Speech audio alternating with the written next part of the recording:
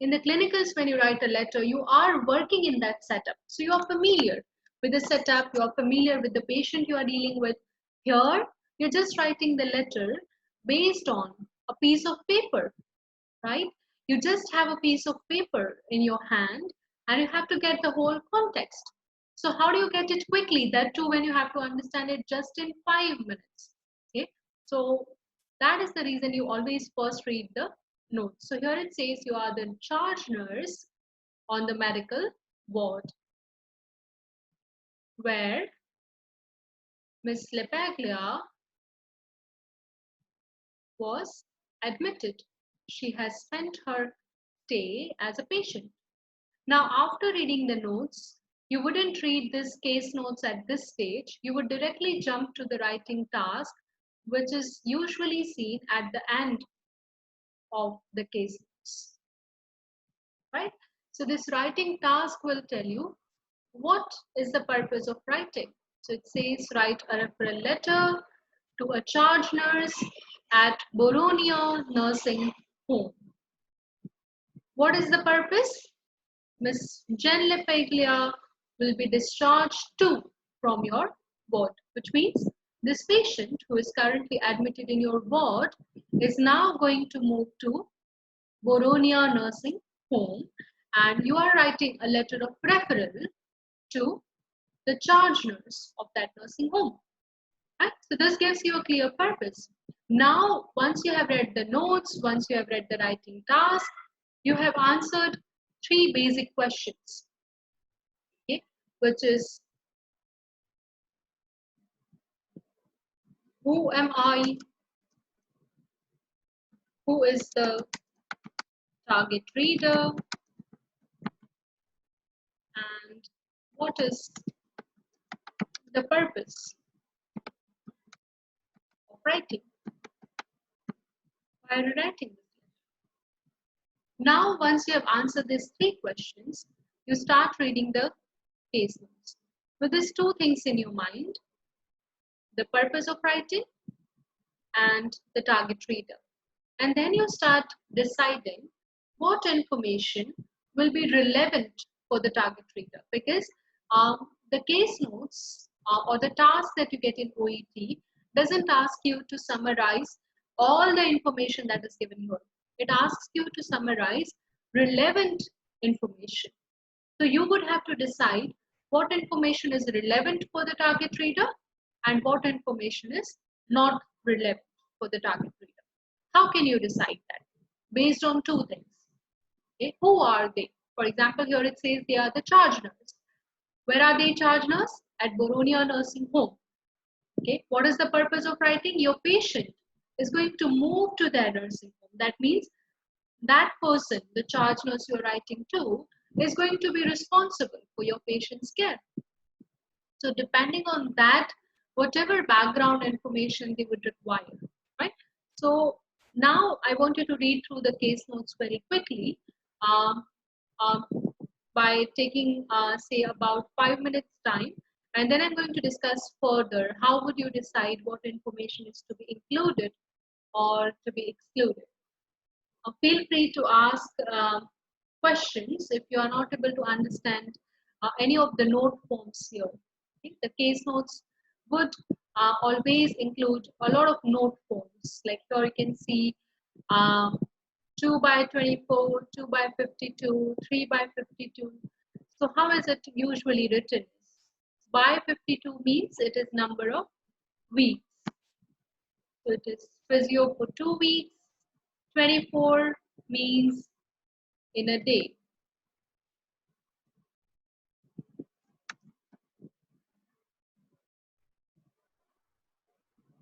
Two times in a day. It says 2 by 24 chest physio. So 2 times in a day chest physio.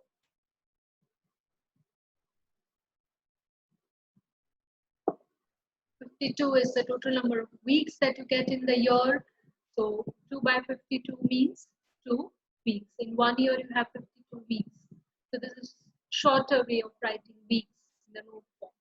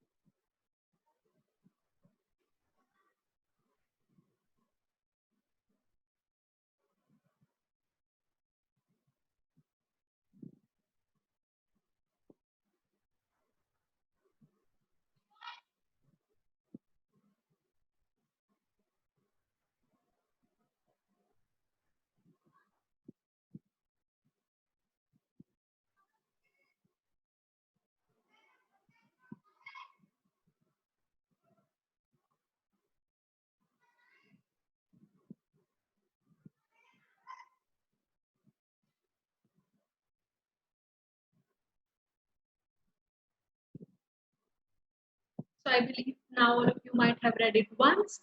Okay.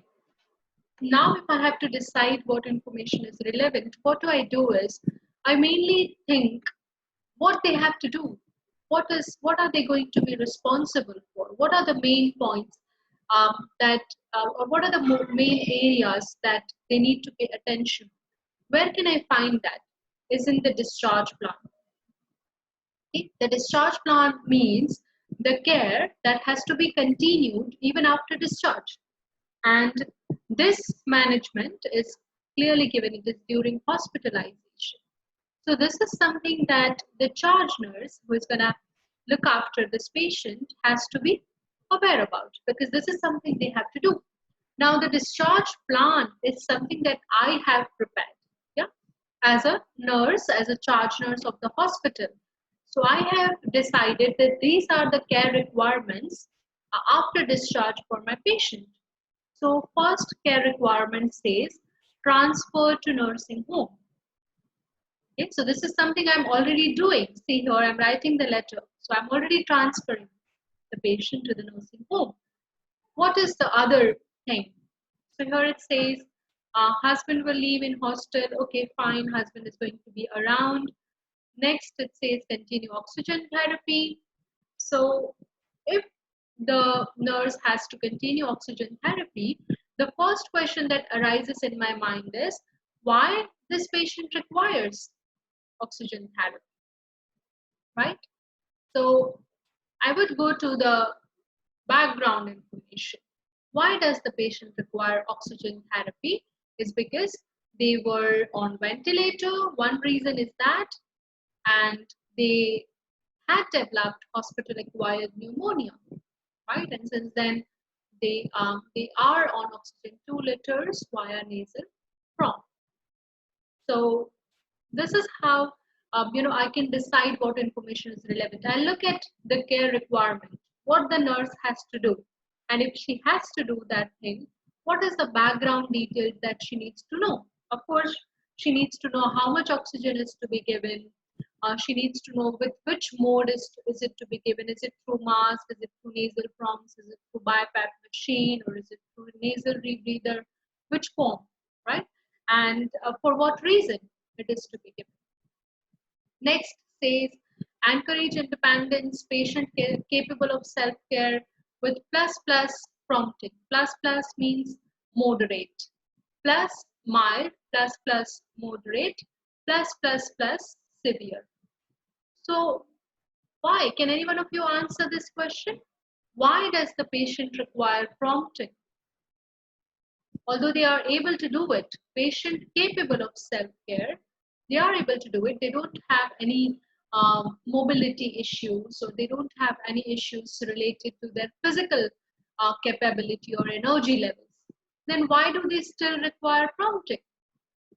I hope all of you understand prompting. Prompting means encouragement.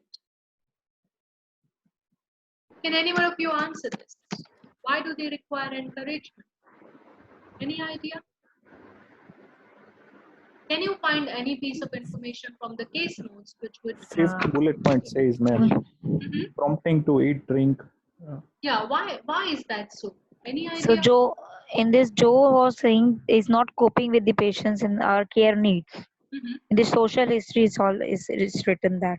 Yeah, but So then we why? need then. Yeah, so Joe is the husband. Yeah. But why Jen is not able to why she requires prompting? Because Or she is normal. not taking proper care of this hygiene and nutrition. That's why self-care, for that she needs an encouragement for that. Yes, Nikita, you are right. It is for mild dementia. Yes, patients Yeah. with dementia usually will have forgetfulness. Yeah, so that is why prompting. See here, why they have poor hygiene or poor nutrition, is mainly because of age. Age is one factor because Joe is 80-year-old and Jen is 71. And another factor is because she has dementia, right? So obviously, if someone has dementia, it becomes a very, very important piece of information to consider for the target reader because see, this patient is going to stay in their nursing home. So they should know that the patient can become forgetful, the patient can become disoriented. Here also it is given that she had increased confusion post ICU, but now she is again settled, right? So I will need to provide background information as to why do they need encouragement. So one point is this, because they have poor personal hygiene, and another point is because they have the patient has mild dementia. Okay, and here it says increased confusion post ICU, but now back to usual mild level and is quite settled. So now because she is settled, I don't need to mention the increased confusion that they had after ICU, right? Because at the moment it is no longer a problem. If it was problem at present, then I would have mentioned it specifically. And anyways, I'm mentioning mild dementia. So that gives them an idea that it could be because of um, they could have confusion and issues with the memory. Okay, next one says ensure adequate hydration to prevent impaired renal function or to prevent reduction in renal function. So for this, what background information would I need to give them? For these 2 points, adequate hydration. Why is adequate hydration required? Why repeat electrolytes and create are required? Patient is on dialysis. So one reason is And because they were admitted with renal failure. yeah, Yeah, and then they received dialysis. Urea and creatinine have was reduced. They reduced. have stabilized, but we still need to keep an eye on it. We need to Iodine. still monitor that. Right? So this is how I make a mental note. I pay attention to what the target reader has to do. Okay, and based on that, what background information would they need? And here it says transfer to nursing home. That means this patient is now going to stay there. Okay, and in that case, I also need to provide them some background information about the patient, the social history. So here we have the social history, that she lives with husband in a 4-bedroom unit. But now the patient is going to stay in the nursing home. So do I need to say in which kind of house she lives? No. Yes. But I need to say that her husband will be staying in the adjoining hostel. Why are they being transferred? Because they have a difficulty in managing everything at home. Then we have details about her hobbies. Do I need to include the hobbies in this case?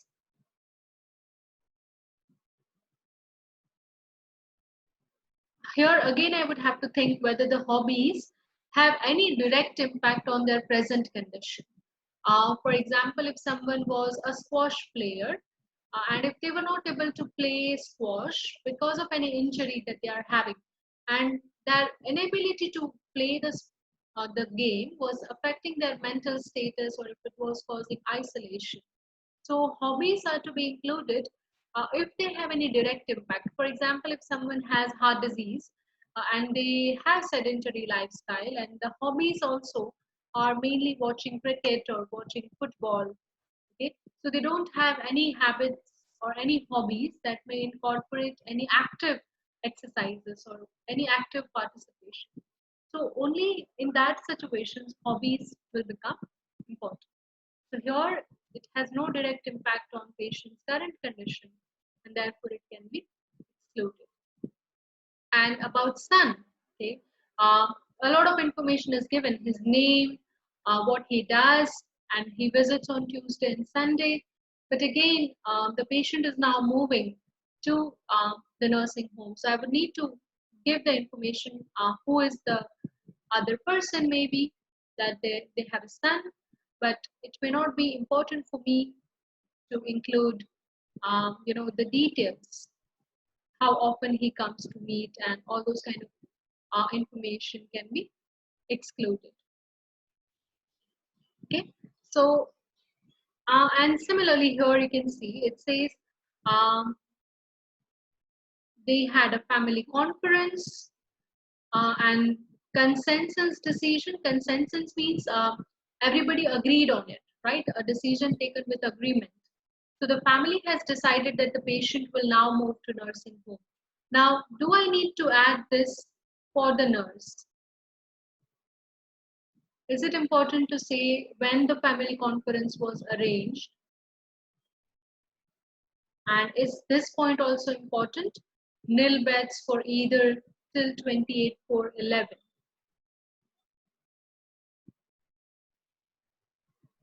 Think about the purpose of writing and think who is the target reader. And then think if it is relevant for them, should I include it?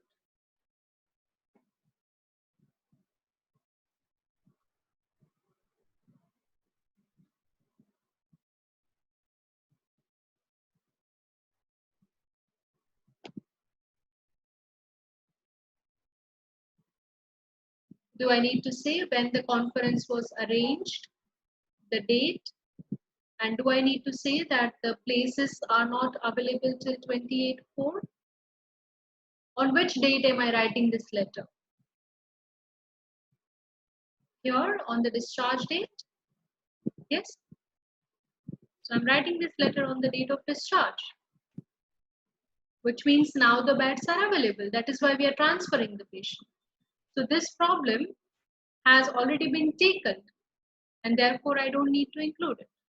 Yes, because the nurse, when I'm sending this patient, has nothing to do with this, because this was a problem when patient was in hospital, because we were searching for nursing home, or we were deciding whether to send the patient at home or to send her at a nursing home. So usually after discharge, the patient goes into their own home, but here the patient is going to nursing home because of multiple reasons, because they don't have anyone to look after them at home. They both are not able to manage their care at home. Son is not able to look after or visit them every day to provide assistance. So the family has decided to move them in the nursing home. So I will have to just mention that because of their inability to maintain care at home, they are being transferred. But I don't need to specify exactly on which date the conference was arranged and the fact that the beds were not available. Because now the beds are available, the patient is moving. Right? So there can be 5 reasons why you would not include something in the referral letter. One is if it is outdated, if it is no longer relevant. So here we looked at confusion post ICU. That is no longer relevant because now the patient is settled. Another reason is it is irrelevant for the target reader. So here this point we were looking at, family conference is irrelevant for the target reader. She doesn't need to know that. Right? Then there could be other reasons. For example, the details. Like sometimes the information may include a lot of details. Like here we have, it says that here it says that their house is filthy. They both have poor hygiene, nutrition. Now these are all small details. So we are going to include this, but we are going to write it in a way where it is, we're not going to include everything. We'll just say they are not able to manage their own care at home without specifying hygiene, nutrition, and house filth. So sometimes the information can be too much in detail. In that case, you can generalize that without adding every single word which is there. Okay. So these are the points you can consider whether to include something or not to include something. Okay. Now, once we have decided what points are we going to include or exclude, the next thing you do is you decide your paragraphing. How do you decide your paragraphing? You have to consider 2 things while you write, or when you decide your paragraphing. First thing is you will have to consider what is the priority. What is the information that I want to highlight? And second thing is what information can be put together in one paragraph. So depending on that, you can decide which paragraph can have what information. So there are 3 types of styles, 3 types of paragraphings that you can follow. Okay? One is you can go in chronological order, where you would write information about admission, then during hospitalization, and then what is to be done after discharge. That is chronological order. Chronological order means timeline wise. you follow the timeline. Second way of organizing your paragraphs could be main issue and associated issues. For example, uh, the main issue that you have here is renal failure, right? The patient was admitted in your hospital mainly because of renal failure. Mild dementia is not the main issue. The pneumonia that they developed is not the main issue. It is associated problems. So you can write the main issue first, and then you can write the associated problems. And third way of organizing your paragraph could be problem solution. Okay. So in this kind of paragraphing in problem solution, what you do is, if you're writing about one particular issue, for example, renal failure, you consider everything related to renal failure in the same paragraph, which means you would mention what was the renal function like in the beginning, what treatment you gave in the hospital, what is their current status, and what is to be done about it in the future, all together in the same paragraph. Right? Which means the entire paragraph may not have the same timeline. Within the same paragraph, the timelines may change, but issue is the same, the renal failure. So usually when it comes to the discharge summaries, where you want the nurse to do multiple things, when you think that the patient is not having a single problem, but it is a combination of problems that they are having. In that situation, this style of paragraphing works well, problem and solution. If you think that the patient was admitted for one single reason, say for example hip replacement, right, and you don't have many other issues to be included, then you go chronology wise. What was their situation like in the hospital in one paragraph, and then what is their situation at present, and then one paragraph on what is to be done about in the future. Right? So whenever you are practicing from beginners tasks or from intermediate tasks, always think about these three ways of organizing your paragraphs. You can either organize them in chronological order if you think timelines are important, or you can go with main issue and associated problems, or you can go problem and solution. So in this particular task we are looking at, problem and solution would work better, isn't it? Because see, you have instructions, or you want the nurse to tackle multiple issues. You want her to manage her renal function, you want her to assist or to manage dementia related issues, and you also want her to manage oxygen therapy. So there are three main things, right? So problem solution will work the best in this kind of letter. And you have some social issues as well here. So four categories of information that you mainly have here. So now what I want all of you to do is, I want all of you to, decide in which paragraph are you going to put what information. You have 5 minutes time to do that. For deciding paragraphing, you should put ideas related to the same problem together in one paragraph. Okay? So you have 5 minutes time and you have the screen in front of you, and I want you to decide in which paragraph are you going to include what information.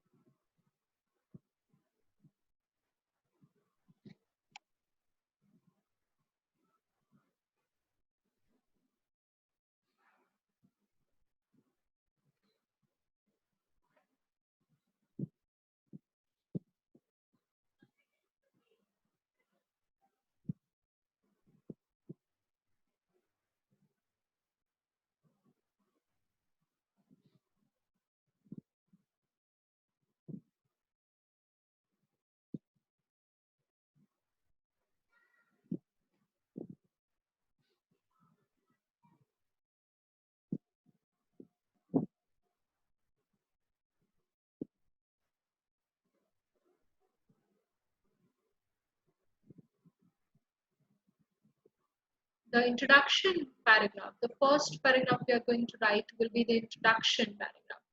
So introduction paragraph has to be always a very short paragraph, and it should include no more than 2 to 3 sentences. One sentence about the patient's reason for admission or the main issue, and one sentence about the purpose of writing. So accordingly, here you have 3 diagnoses. Which one would you include in introduction paragraph? It says renal failure, dehydration, uh, renal failure secondary to dehydration, mild dementia, and pneumonia. So which one would you include in the introduction paragraph? Would you say they were admitted with all 3 things? Then it would be factually wrong. Pneumonia occurred later on, right? They were not admitted with pneumonia. Yes. So you can't include pneumonia in the first paragraph because they were not admitted with pneumonia. Mild dementia, they have it already. They had it even before admission and they have it now as well. Because of mild dementia, they were not admitted in the hospital. The reason they were admitted in the hospital was renal failure secondary to dehydration. So this will go in your first paragraph, the main diagnosis, right? The reason for which they were admitted in your hospital. So main diagnosis in the introduction paragraph and purpose of writing. So what is the purpose of writing? It is transfer to nursing home. So that is also in first paragraph. Then in the second paragraph, if you are going problem and solution wise, you will put the most significant problem. Again, we are mentioning renal failure in introduction paragraph. That clarifies that renal failure was the significant issue, isn't it? So information related to renal failure should be ideally highlighted in the second paragraph. Yes. In introduction paragraph, we are just mentioning they were admitted with renal failure. But what was done about it? What treatment was given to them? What were their, what was their situation? What is their situation now? Do they still have renal failure? What is their urea and creatinine level now? Okay, and what is to be done about it? As we said, we are going to go problem and solution. So what is to be done about it also goes in the same paragraph. That is your second paragraph, isn't it? Then secondary issues. So apart from renal failure, what were the other issues that the patient experienced? So that is hospital-acquired pneumonia, right? Now what is their current situation? Do they still have pneumonia? It says hospital-acquired pneumonia, so definitely because it is, they were on ventilator. Here it says ventilated in ICU for 7/7. 7 refers to days. So for 7 days, they were admitted.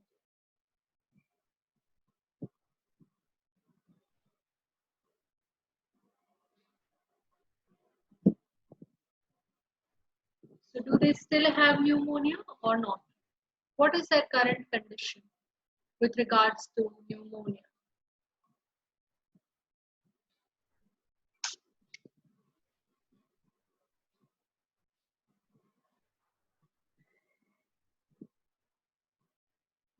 Any idea? Does case note give you anything about their current situation?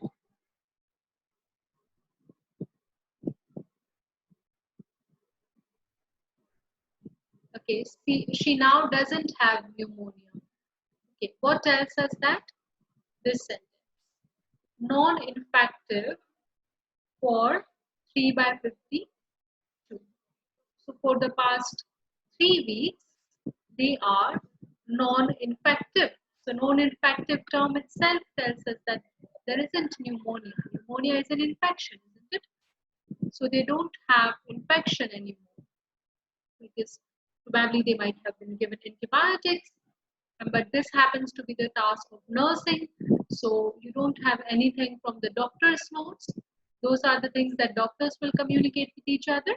You have to mainly focus on the nursing care, because probably now she's not on any antibiotics, right? Because the infection has now resolved.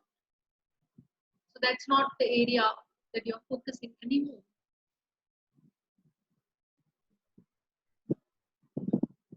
So this gives us an idea that she had pneumonia. We are going to include that because it is a significant issue that she experienced during hospitalization, and for that reason only she is currently on oxygen therapy. Right? So we are going to include that, but it's important to mention that she is now non-infective.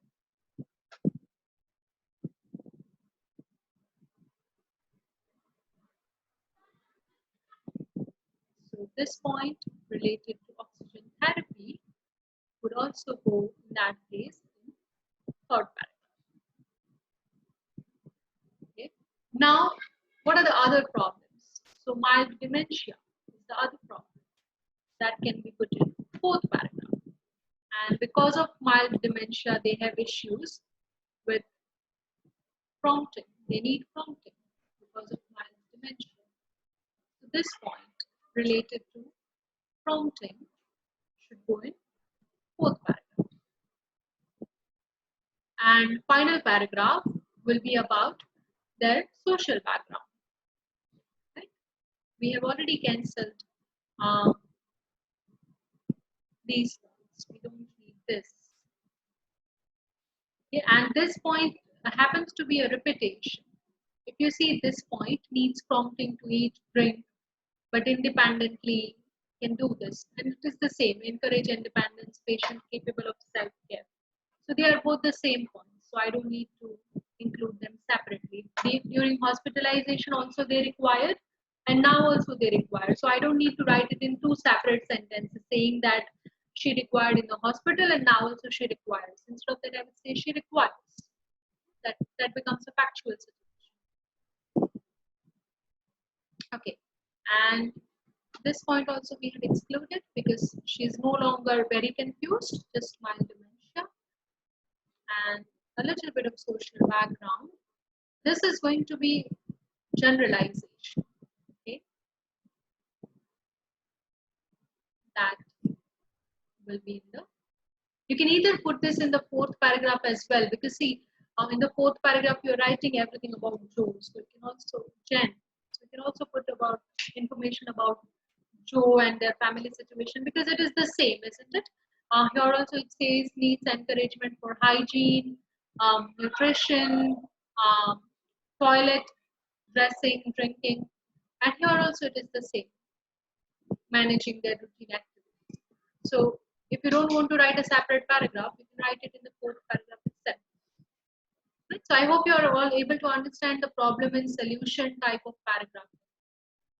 On one paragraph, in one paragraph, you are just focusing on one problem and you are covering all the timelines. What was their situation before? What is their present situation? And what is to be done about it in the future? Everything about the renal failure in the same paragraph. Similarly, everything about mild dementia in the same paragraph. So now what I want you to do is, I'm going to give one paragraph to each one of you to write. So introduction paragraph, everyone is going to write. After introduction paragraph, I would want Kishan to cover the second paragraph. Write all the paragraphs, all the points for second paragraph. Then in third paragraph, about the pneumonia, I want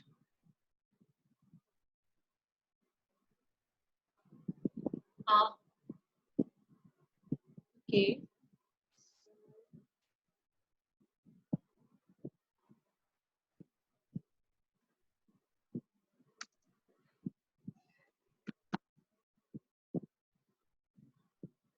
And Nikita, I want you to write fourth paragraph. Fourth paragraph. And I know, Stuti, this is your first task or the first time that you're attending this session. So you wait for the first and second paragraph as they are writing it. And then I would want you to write the third paragraph. Okay, so maybe you can wait until they write first and second paragraph. I would be discussing here on screen, and then you can try attempting third paragraph. It's okay, you can just give it a try.